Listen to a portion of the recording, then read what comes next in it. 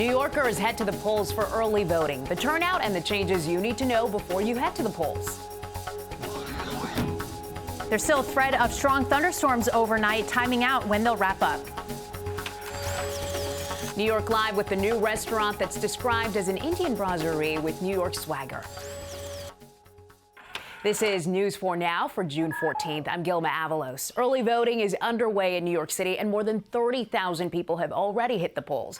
More than 32,000 New Yorkers came out for early voting this weekend. Manhattan had the largest turnout both days. This is the first time that New Yorkers can vote early in a mayoral election, and the first time the ranked choice voting system has been used in a New York mayoral primary. Voters are sifting through a crowded field, 13 on the Democratic ballot and 2 on the Republican ballot. Voters we spoke with say the new voting system takes some getting used to.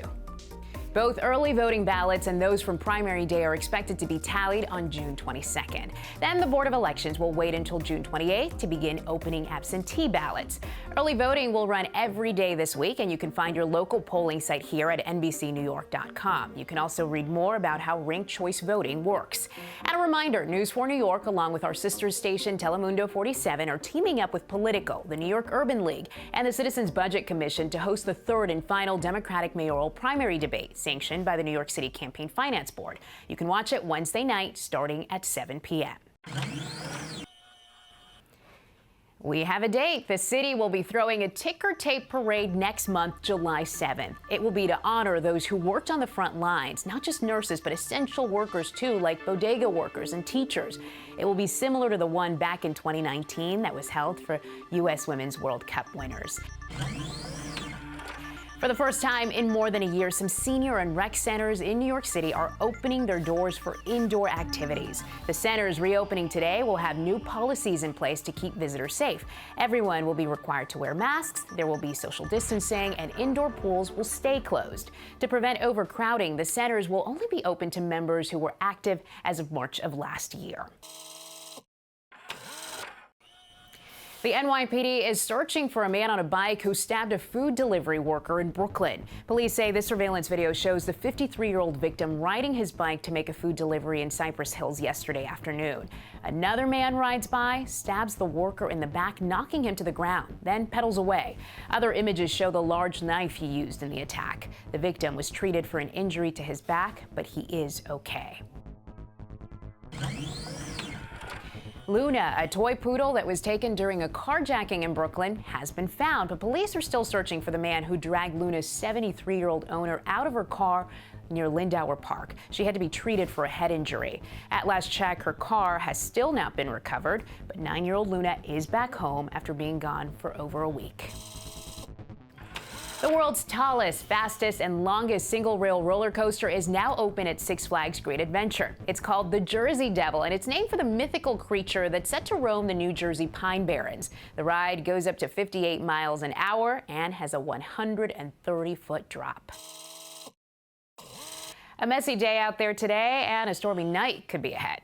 Definitely a stormy kind of day, and we have a little bit more to go before we finally see things clear out. So any showers and thunderstorms that are around this evening, expect some pockets of heavy rain and some gusty winds. It's later on tonight, after midnight, especially toward tomorrow morning. Some of those may be more than just your garden variety showers and thunderstorms, may be on the severe side. And what that means, obviously, lightning, destructive winds possible. Those gusts 50 to 60 miles per hour. And while we expect the heavy rain with all of this, they should be moving through pretty quickly, so flash flooding not the main threat. And watch out the possibility of some hail as well, the highest likelihood being through northern central South Jersey and into southeastern Pennsylvania as well. But really everywhere looking at a chance of a shower or thunderstorm by morning. Otherwise, it stays mild, it stays muggy, temperatures starting off in the mid-60s again. Opening a restaurant isn't easy, especially during a pandemic. New York Live with the new restaurant putting a New York spin on traditional Indian cuisine. Dreams really can come true, even during a pandemic. Just ask Manish Goyal. We're at his brand new restaurant, Sona. Manish, congratulations. Thank you. Sona is up and going, and it's been a passion project of yours. Tell me about the restaurant. What do you serve here? So we are what I like to call an Indian brasserie with some New York City swagger. What people don't know is that the second highest concentration of Art Deco outside of South Beach in Miami is in Mumbai. And so we wanted to really showcase an Art Deco spirit throughout our space. I think we're one of the only places in New York City that is showcasing exclusively artists from India. Sona means gold in Hindi. And so we have these beautiful gold accents throughout. These lamps are actually made from vintage saris. Even our dishware, the first time any of these dishes have been used at any restaurant in America. So little touch points throughout the restaurant that let you feel and see and experience a different way of India. All right, Manish, this looks incredible. Is the food here from any specific region in India? We have taken the best from throughout India and we have put it on our menu. So we have an amazing selection here, starting with our golgappas. So these are a very traditional Indian street food. It's something that you just pop into your mouth. It's a crisp, full of liquid. We serve them 3 ways, with this beautiful tamarind spiced water, a tequila infused with avocado and cilantro, and a vodka infused with beets. It's so flavorful, really like such a bright burst. Yes.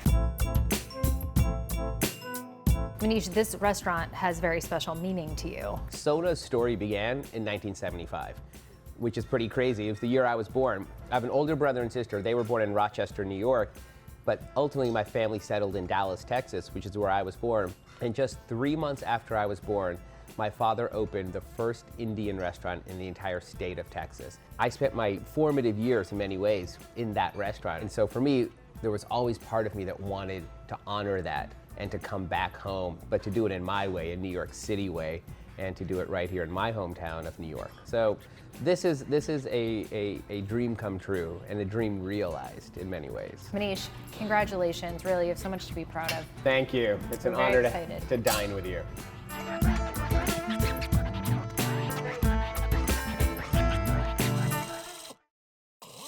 Thank you for joining us. We'll see you tomorrow.